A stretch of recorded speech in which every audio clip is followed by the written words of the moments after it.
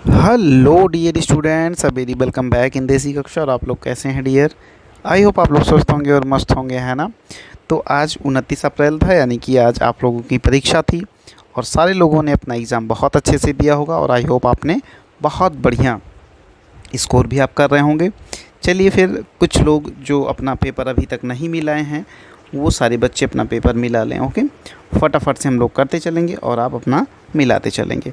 सबसे पहला क्वेश्चन देखिए डियर। सबसे पहले वाले क्वेश्चन में ये जिस भी बच्चे की कॉपी मैंने ली है उस बच्चे ने पहले वाले क्वेश्चन को थोड़ा सा गलत कर रखा है, क्योंकि पहले वाला जो क्वेश्चन होगा उसमें आपका करेक्ट आंसर जो होगा डियर वो होगा डी। ठीक है, क्योंकि इसमें आपको सबसे अलग ढूंढना था। क्या ढूंढना था? सबसे अलग। और सबसे अलग इसमें क्या दिख रहा है? डी वाला ऑप्शन आपका सबसे अलग दिख रहा है। ओके डियर, चलो ठीक है। अब आते हैं हम लोग क्वेश्चन नंबर सेकेंड पे। क्वेश्चन नंबर सेकेंड देखिए डियर, आपके सामने है। क्वेश्चन नंबर सेकेंड में देख रहे होंगे सारी की सारी रीजनिंग एक जैसी हैं, लेकिन ए जो है ये सबसे डिफरेंट है। तो यहाँ पे आपका ए ऑप्शन हो जाएगा डियर। ओके, आ जाइए क्वेश्चन नंबर थर्ड में। क्वेश्चन नंबर थर्ड जो है वो भी आपको दिख रहा होगा कि सबसे डिफरेंट जो है उसमें यहाँ पे देखिए एरो बनी है, यहाँ भी एरो बनी है, यहाँ भी एरो बनी है, लेकिन यहाँ पे एरो उल्टी बनी है। तो इसका मतलब सी वाला ऑप्शन आपका डियर बिल्कुल सही होगा। ओके, अब आ जाइए क्वेश्चन नंबर फोर पे। क्वेश्चन नंबर फोर की जैसे ही हम बात करते हैं डियर, देखिए सबके सामने यहाँ पे ऐसी है, यहाँ पे ऐसा है, यहाँ पे ऐसा है, लेकिन यहाँ पे जब आप ध्यान से देखिएगा डियर तो इसके आगे कोई भी लाइन नहीं खींची हुई है। ओके, तो ये रहा आपका 1, 2, 3 और 4 नंबर सॉल्यूशन। आइए अब हम लोग पाँचवें पे आते हैं। पाँचवा क्वेश्चन सबसे पहले जब आप देखेंगे डियर तो आपके सामने ये है पाँचवा क्वेश्चन। यहाँ पे ध्यान से देखिएगा कि समान आकृति ढूंढना था। क्या ढूंढना था? समान आकृति। यहाँ देखिए समरूप चित्र को चुनें, तो इसमें बी वाला ऑप्शन सही है। फिर उसके बाद इसमें आइएगा तो बिल्कुल आपको दिख रहा है ए वाला ऑप्शन।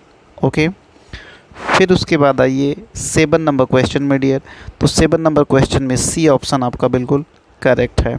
ओके, फिर आइए क्वेश्चन नंबर 8 में। क्वेश्चन नंबर 8 में बी ऑप्शन आपका बिल्कुल करेक्ट है। तो इस तरह से हम लोगों ने कितने क्वेश्चन कर लिए डियर? इस तरह से हम लोगों ने अपने 8 क्वेश्चन बहुत ही आराम से कर लिए। आइए अब क्वेश्चन नंबर 9 पे चलते हैं। क्वेश्चन नंबर 9 जब आपके सामने आएगा डियर तो इसमें क्या करना है? इसमें जो लुप्त आकृति है उसी का पता लगाना है। देखिए लुप्त भाग में बिठाया जा सके, तो 9 में बी। उसके बाद आ जाइए 10th नंबर में। 10th नंबर में भी बी आपका दिख रहा है। 11 नंबर में आ जाइए। 11 नंबर में तो सीधे सीधे आपका सी दिख रहा है। ओके, तो जिसकी भी कॉपी है वो बच्चा बिल्कुल सही किया हुआ है और मैंने उस पर ऑब्जर्वेशन भी करा। उसके बाद मैंने कहा चलो इसी को ओके कर देते हैं। तो 12 नंबर क्वेश्चन ए बिल्कुल करेक्ट आंसर। ओके, अब आ जाइए हम लोग नेक्स्ट पे चलते हैं। यहाँ पे 13 नंबर क्वेश्चन है डियर। 13 नंबर क्वेश्चन में आप देख पा रहे होंगे जो नेक्स्ट होगी वो होगी डी। ओके, उसके बाद आ जाइए यहाँ पे 14 में आपका बी ऑप्शन बिल्कुल करेक्ट है। ओके डियर, फिर आ जाइए 15 में आपका डी ऑप्शन बिल्कुल करेक्ट है डियर। ओके, और 16 आ जाइए। 16 में आपका सबसे करेक्ट आंसर जो है that is C is the correct one. Okay dear, हाँ चलिए, तो 16 तक अपना क्लियर हो चुका। अब आ जाइए 17 नंबर क्वेश्चन पे। 17 नंबर क्वेश्चन आपको क्या कह रहा है? 2 में संबंध दिखाया गया है, तो तीसरे में और चौथे में संबंध पूछ रहा है। ओके, तो यहाँ पे बी वाला ऑप्शन आपका बिल्कुल करेक्ट हो जाएगा डियर। ओके, उसके बाद आ जाइए 18 में आपका सी हो जाएगा। ठीक, उसके बाद 19 में ए और 20 में सी। ओके, तो मुझे ऐसा लगता है कि 20 तक ओके। आ जाइए 21 में बिल्कुल करेक्ट है बी ऑप्शन। 22 में डियर ए ऑप्शन। फिर आ जाइए 23 में डी। 24 में dear B. Okay, all clear? चलिए ठीक है। अब आप आ जाइए dear question number next that is 25। Question number 25 जैसे ही आप देखना शुरू करेंगे डियर आपको पहले ही आंसर दिख जाएगा बी। ओके, फिर 26 में आपको सी मिल जाएगा डियर, बहुत ही आराम से। 27 में जब आप आएंगे डियर तो आपको बी दिखेगा, और 28 में जब आप आएंगे तो 28 में आपको दिखेगा बी ऑप्शन। ओके, तो मुझे ऐसा लगता है कि चीज़ें बहुत ही स्मूथली चल रही हैं और आपको सारे क्वेश्चन समझ में आ रहे होंगे, इसमें बहुत ज़्यादा दिमाग आपको लगाना नहीं है। क्वेश्चन नंबर 29, ये कटिंग एंड फोल्डिंग वाला था। तो जैसे ही आप इसको काटोगे डियर, आपके सामने ए रीजनिंग तुरंत आ जाएगी। ओके, सही है, बिल्कुल सही है। चलिए अब हम लोग आ जाते हैं dear question number 30। Question number 30 में सी, 31 में सी, ओके, और 32 में भी सी आपका ऑप्शन हो जाएगा। ओके, चलिए क्वेश्चन नंबर 30 तक आपका हो चुका। अब आ जाइए हम लोग बात करते हैं 32 हो चुका। अब आ जाइए 33 से। 33 में देखिएगा डियर, 33 में आपका बी ऑप्शन। ओके, उसके बाद ए ऑप्शन, 35 में बी ऑप्शन, और 36 में भी बी ऑप्शन आपका बिल्कुल करेक्ट है। ओके, अब आ जाइए क्वेश्चन नंबर 36, 37 में बिल्कुल करेक्ट आंसर जो रहेगा वो आपका बी। फिर उसके बाद यहाँ पे आ जाइए, छिपी हुई आकृति आपको ढूंढनी है, ए। फिर यहाँ पे आ जाइए, आपका क्या है यहाँ पे डियर, डी। ओके, और 40 फाइनली आपको मिल गया ए ऑप्शन। ओके, तो रीजनिंग वाला पूरा का पूरा पोर्शन आपका बिल्कुल करेक्ट हो गया होगा, आपने मिला लिया होगा, बहुत अच्छी बात है। चलिए आप लोग आगे बढ़ते हैं। हाँ डियर, अब मैथमेटिक्स की बारी है। मैथमेटिक्स में पहला क्वेश्चन देखिए, 5555 को कैसे लिखा जाएगा। तो ये सारे बच्चों का बिल्कुल सही रहा होगा। फिर 9704 का प्रयोग करने वाली 4 अंक की बड़ी से बड़ी तथा छोटी से छोटी संख्या का अंतर, इसमें आपका डी वाला ऑप्शन आपका बिल्कुल करेक्ट था डियर। ओके, दो संख्याओं का योगफल 8 है, ठीक है, तथा गुणनफल 15 है। ओके, हाँ, 5 और 3 और 5 3 15। ओके, तो इनका व्युत्क्रम का योग, व्युत्क्रम का मतलब 1/, अब वही था कि एक संख्या आपकी 3 है, दूसरी 5 है, तो इनके व्युत्क्रम का योगफल 1/3 और प्लस 1/5 कितना हो जाएगा, 8/15 हो जाएगा। ठीक है, तो ये आपका बिल्कुल करेक्ट आंसर था ए। ओके, समझ में आ रही बात। अब आ जाइए क्वेश्चन नंबर 44। क्वेश्चन नंबर 44 में इसमें HCF पूछ रहा है, मासा पूछ रहा है। तो मासा में ये देखा जाता है कौन सी कॉमन संख्या है। तो इसमें देखिए 2 to the power 2 यहाँ पर भी है, यहाँ पे भी 2 to the power 2 है, और यहाँ से भी 2 to the power 2 ले सकते हैं। इसका मतलब 2 to the power 2 कॉमन हो गया।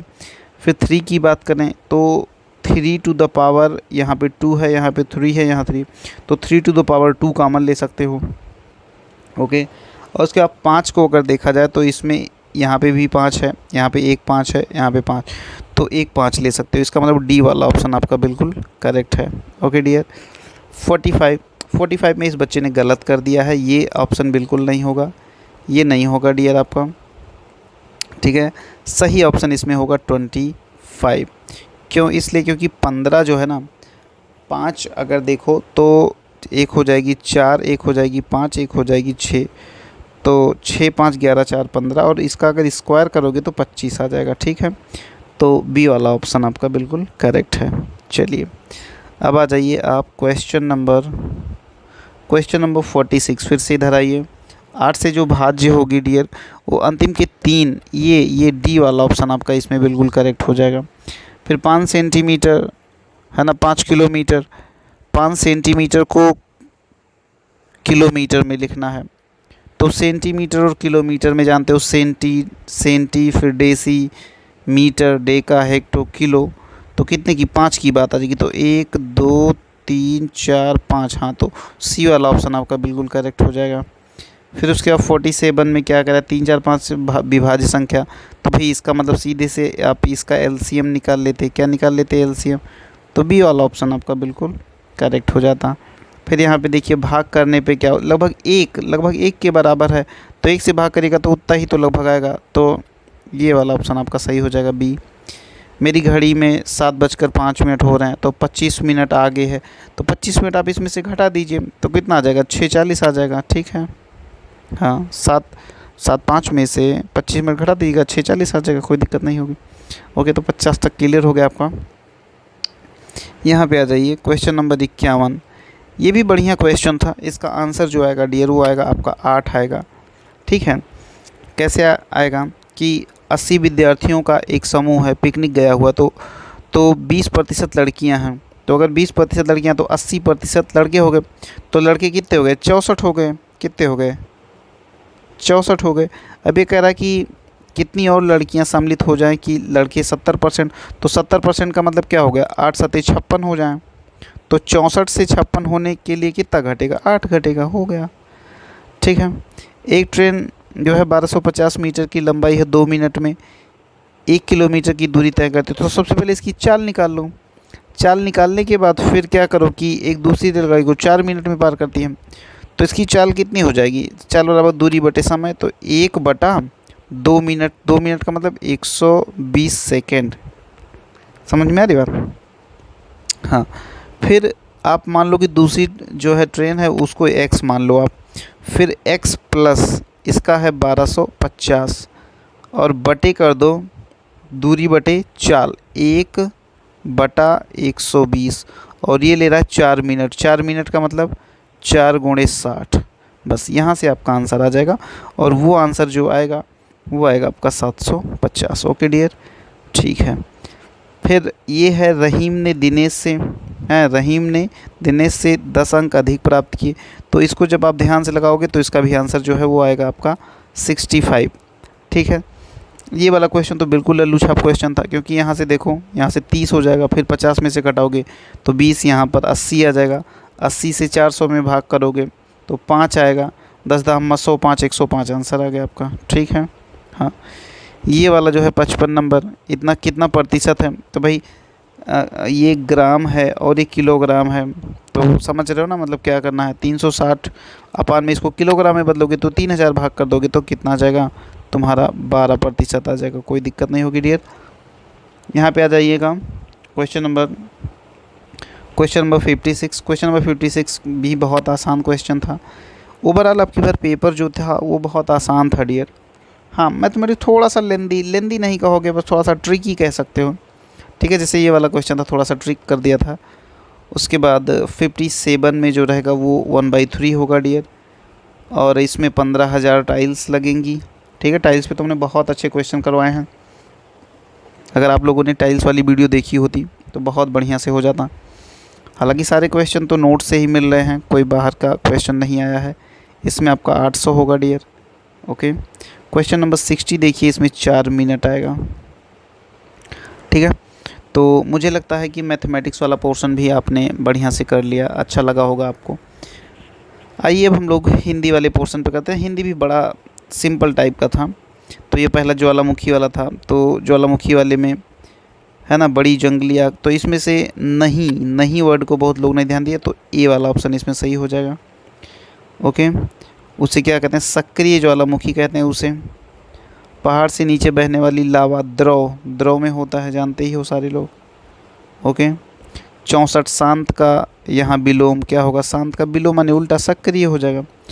सहित माने के साथ।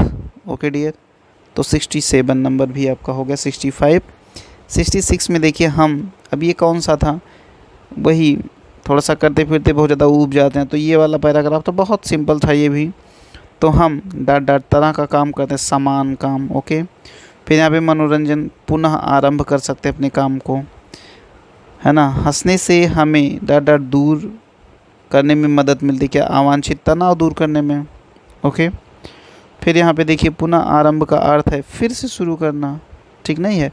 क्षमता का विपरीत अर्थ अक्षमता हो जाएगा, और क्या होगा। ठीक है, तो 70 तक आपके सॉल्यूशन हो चुके हैं डियर। अब आ जाइए आप फटाफट से 71 पे।